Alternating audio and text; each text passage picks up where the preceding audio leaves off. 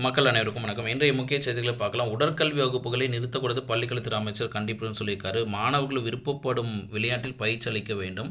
வேளாண் பாட ஆசிரியர் இல்லை. இதை தொடர்ந்து நம்ம அடுத்த செய்தி முக்கியமாக பார்த்துட்டு இந்த செய்தியெல்லாம் பார்க்கலாம். இதுக்கு பிறகு வர செய்திகளை பகுதி ஆசிரியர்கள் பிரச்சனையாக இருக்குது. முக்கியமான ஒரு தகவல் பார்த்துட்டு அப்படியே இந்த பக்கம் வரலாம்.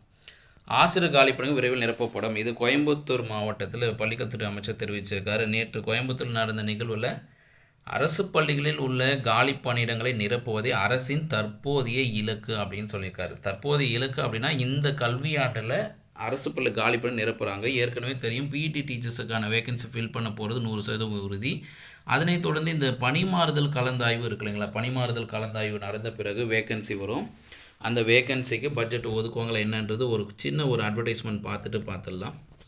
ஆயிஷா கைடன்ஸ் எதுக்கு அப்படின்னா எஸ்ஜிடி பிடி பிஜிடிஆர்பியில் ரிசர்வ் லிஸ்ட் டவுட்ஸ் வந்து அகாடமிக் காண்டாக்ட் பண்ணுங்கள். உங்கள் யூஜி டிகிரியில் பிலோ 50%, பிலோ 45% எடுத்து உங்களுக்கு டவுட்ஸ் இருக்குன்னா அகாடமிக் காண்டாக்ட் பண்ணுங்கள். உங்களுக்கு கிளியரான எக்ஸ்ப்ளனேஷன் கொடுத்துறேன். அண்ட் ஈக்குவலன் ஜிஓ உங்கள் யூஜி டிகிரிக்கு ஈக்குவலன் ஜிஓ இல்லைனாலும் காண்டாக்ட் பண்ணுங்கள். இல்லை ஈக்குவலன் டவுட் இருந்தாலும் காண்டாக்ட் பண்ணுங்கள். இது எப்படி சார் காண்டாக்ட் பண்ணுறது அப்படின்னு பார்த்தீங்கன்னா இந்த ஸ்க்ரீன் நம்பர் இருக்குது இல்லைங்களா, 9840648109 இந்த நம்பருக்கு நீங்கள் 108 ரூபா பே பண்ணிவிட்டு 8778136181 இந்த கீழே இருக்கிற நம்பருக்கு அந்த ஸ்க்ரீன்ஷாட் அனுப்புங்க. நீங்கள் 108 ரூபா பே பண்ணதுக்கான ஸ்க்ரீன்ஷாட்டு செகண்டாக இருக்கிற நம்பருக்கு அனுப்புங்க. உங்களோட டவுட்ஸை வந்து ஒரு ஆடியோ மெசேஜாவோ ஒரு டெக்ஸ்ட் மெசேஜாவோ போடுங்க. ஒன்று ஆடியோவில் போடுங்க, இல்லை டெக்ஸ்ட் மெசேஜாக போடுங்க, இல்லை ரெண்டுமே போட்டாலும் சரி.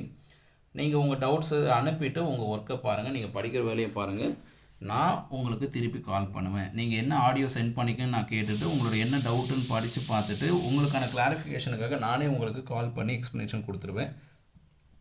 நீங்கள் மெசேஜ் சென்ட் பண்ணிட்ட பிறகு ஒரு 2 நாள் வெயிட் பண்ணுங்கள். 2 நாளைக்குள்ளே உங்களை நான் ரீச் பண்ணிவிடுவேன். 2 நாளைக்குள்ளே உங்களுக்கு நான் கால் ரீச் பண்ணால் நீங்களே என்ன பண்ணலாம், எனக்கு கால் பண்ணி கேட்கலாம். சார் இந்த மாதிரி 2 days முன்னாடி நான் ஒரு 108 rupees பே பண்ணேன், எனக்கு இந்த டவுட்ஸ் இருக்குது, இந்த கிளாரிஃபிகேஷன் வேணும் அப்படின்னு நீங்களே எனக்கு கால் பண்ணால் ரிப்ளை கொடுத்துருவேன்.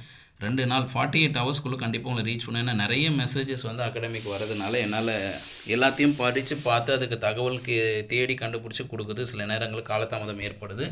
சில நேரங்களில் சில மெசேஜஸ் வந்து அன்ரீடில் போயிடும். அன்ரீடில் போய் நான் ரீடிங்கில் போகும்போது மிஸ் ஆகிடும்.